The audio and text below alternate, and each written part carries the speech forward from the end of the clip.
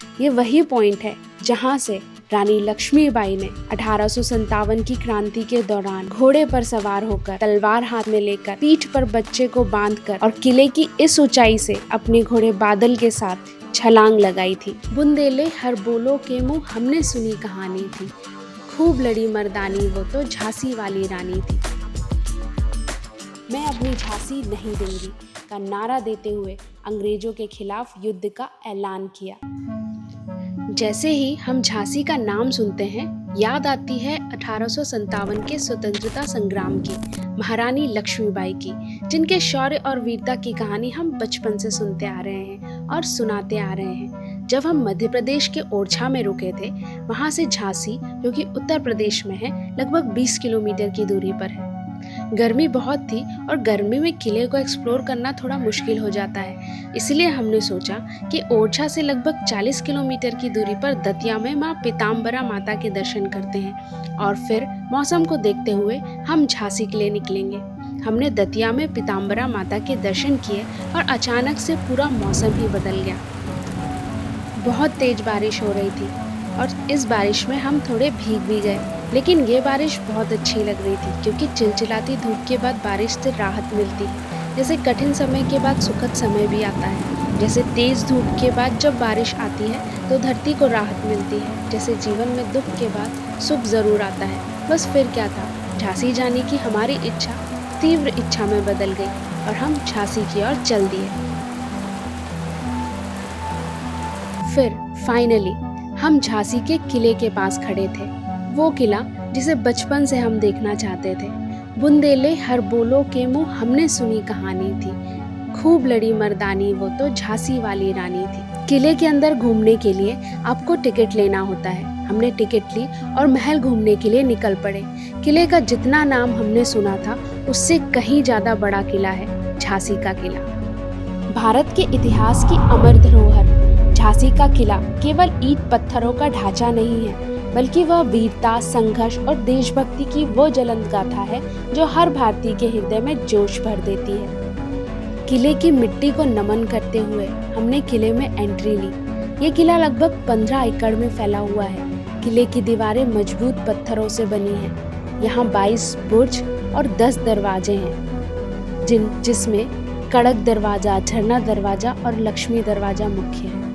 झांसी के इस मजबूत किले के अंदर ऐतिहासिक और महत्वपूर्ण संरचनाएं हैं। सबसे पहले किले के अंदर एक बहुत बड़ी तोप रखी हुई है, जो कड़क बिजली तोप है। ये झांसी की सबसे प्रसिद्ध तोप है। इसके अलावा किले की दीवारों पर और भी तोपें तैनात थी। कुछ जगहों पर पुरानी तोपें भी रखी गई हैं। इस किले के अंदर तोपखाना भी बना हुआ है।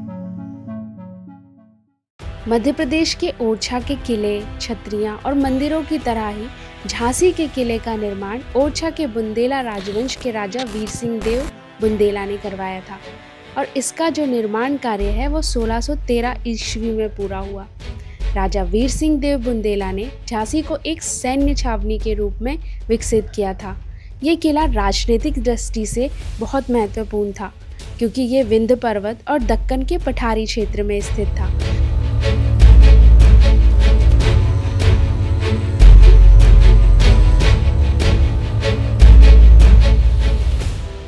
अठारहवीं सदी में मराठाओं ने इस किले पर अधिकार कर लिया और झांसी रियासत की स्थापना की। पेशवा बाजीराव प्रथम ने झांसी को एक जागीर के रूप में रघुनाथ राव नेवालकर को दिया। इसी के साथ झांसी में मराठा राजवंश की शुरुआत हुई।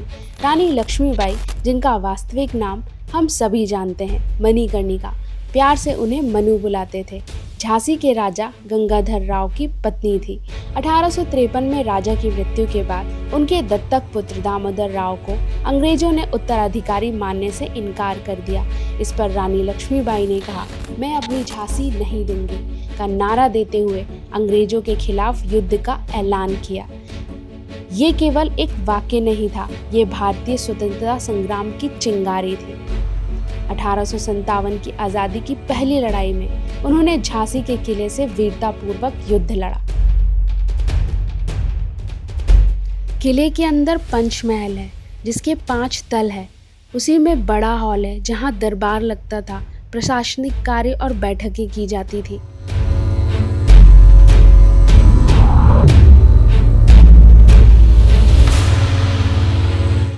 इस जगह के आकर्षण का केंद्र है जंपिंग पॉइंट। ये वही पॉइंट है जहां से रानी लक्ष्मीबाई ने 1857 की क्रांति के दौरान घोड़े पर सवार होकर, तलवार हाथ में लेकर, पीठ पर बच्चे को बांधकर और किले की इस ऊंचाई से अपने घोड़े बादल के साथ छलांग लगाई थी।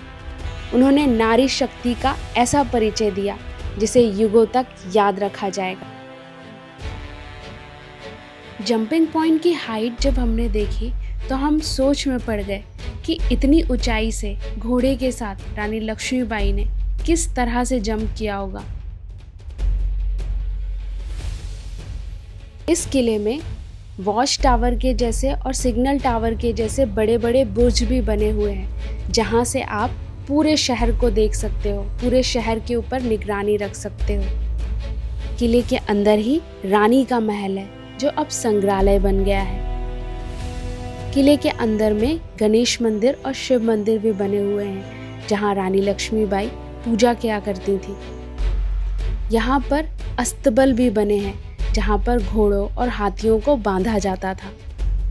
झांसी का किला पहुँचने से पहले हमें रास्ते में दिखाई दिया झांसी का राज्य संग्रहालय। बुंदेलखंड के क्षेत्र झांसी के इतिहास को परिचित करने के लिए झांसी का राज्य संग्रहालय, जिसे अब पूरी तरह से नया रूप दिया गया है, बुंदेलखंड की समृद्ध विरासत को अत्याधुनिक सुविधाओं के साथ संरक्षित कर रहा है। और ये ऐतिहासिक जानकारी पर्यटकों को, खासकर युवाओं और बच्चों को आकर्षित करती है। और ये जो राज्य संग्रहालय है, ये रानी लक्ष्मीबाई जी को समर्पित है। तो यदि आप यहाँ जा रहे हैं तो इस संग्रहालय को ज़रूर विजिट करें। यहाँ एक शस्त्रागार भी है। हथियार बारूद यहाँ पर रखे जाते थे और ये जगह सुरक्षा और सैन्य अभ्यास का केंद्र रही थी। झांसी का किला आज भी हमें प्रेरणा देता है, कभी हार ना मानने की, अन्याय के विरुद्ध खड़े होने की और मातृभूमि के लिए सर्वस्व निछावर करने की। आइए हम सब मिलकर उस मिट्टी को नमन करते हैं जिसने लक्ष्मीबाई जैसी महान वीरांगना को जन्म दिया। झांसी का किला सिर्फ पत्थरों की दीवार नहीं, बल्कि रानी लक्ष्मीबाई जैसी शौर्य गाथाओं का साक्षी है। ये किला आज भी हर भारतीयों को वीरता, मातृभूमि के प्रति प्रेम और आत्मबल की प्रेरणा देता है। झांसी के किले को एक्सप्लोर करते हुए हमें आत्मसंतुष्टि का अनुभव हुआ। लगा बहुत दिनों से मन की एक इच्छा पूरी हो गई, एक ऐसी धरती पर कदम रखने की जहां नारियों ने अपनी वीरता की मिसाल कायम की।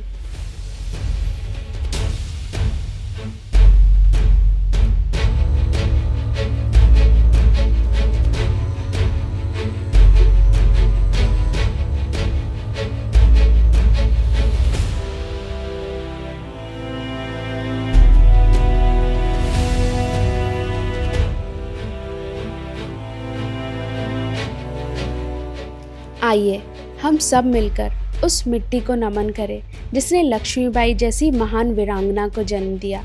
जय हिंद, जय भारत। मिलते हैं हमारे अगले वीडियो में कुछ ऐसे ही रोचक, खूबसूरत, सुंदर, ऐतिहासिक जगहों के साथ।